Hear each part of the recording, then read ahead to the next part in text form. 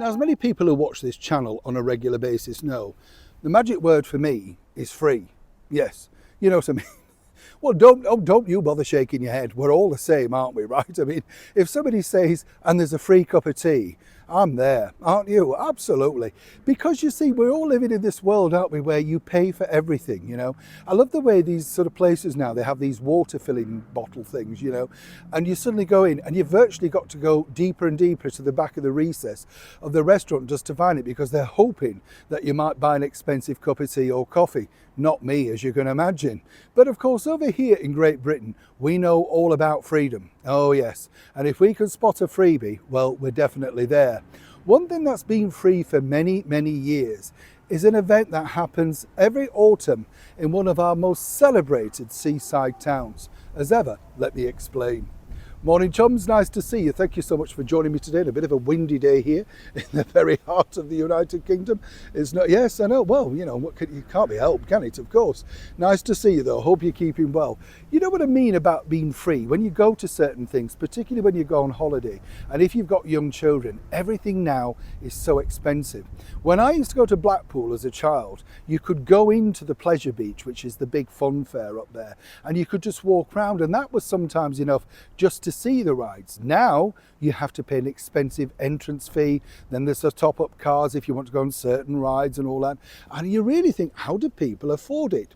Thankfully though, Blackpool, as you know, is one of our most celebrated seaside events, and every year, in fact, one of the most popular TV series, Strictly Come Dancing, pops up there to host the show from the beautiful Frank Matcham designed Tower Ballroom. And I've been fortunate enough to absolutely, yes, sit on that world famous Wurlitzer organ alongside some of the most celebrated organists who've appeared in there. The most famous, of course, was Reginald Dixon, who not only made Blackpool his own and had the title of Mr. Blackpool, but hosted many famous BBC broadcasts. And I've often wondered this, can you imagine sitting at home, the radio's on, it's November, and there's Reginald Dixon broadcasting from the Tower Ballroom, Blackpool. It would just take you right back, wouldn't it, to being in the summer and a glorious summer holiday. Well, those days have certainly gone. Blackpool is a changed place now, but one thing that remains the same is the excellent illuminations. And now the illuminations were set up many, many years ago, basically because they wanted to extend the season. They realised that once it turned autumn and it got a bit darker, people wouldn't come to stay. So how about illuminating the promenade? I.e. the illuminations. Now this was, well, brilliant when you think about it, because not only did it extend the season, but also the electric light was at that point an interesting feature. And this became a staple of, well, exactly what the lights were about. Now they were officially first turned on in 1934 by Lord Derby. He was a Conservative peer who'd done incredibly well, but of course put some money into it too. Always follow the money, right, chums? And what was interesting about this was that, you know, they then decided they could get celebrities to come and turn on these particular lights. Not a bad idea.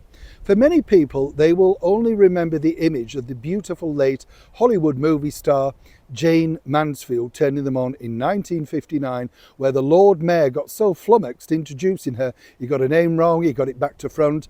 He just, well, even the Lady Mayoress was looking as if, get it together, you know. Jayne, of course, looked stunning, did an excellent job, and some say it's never really been equalled. Well, that is, of course, until you look at the royal family, because in 1937, the Duke of Kent, as he then was, well, the Duke of Kent officially turned on the illuminations, and this was a big coup.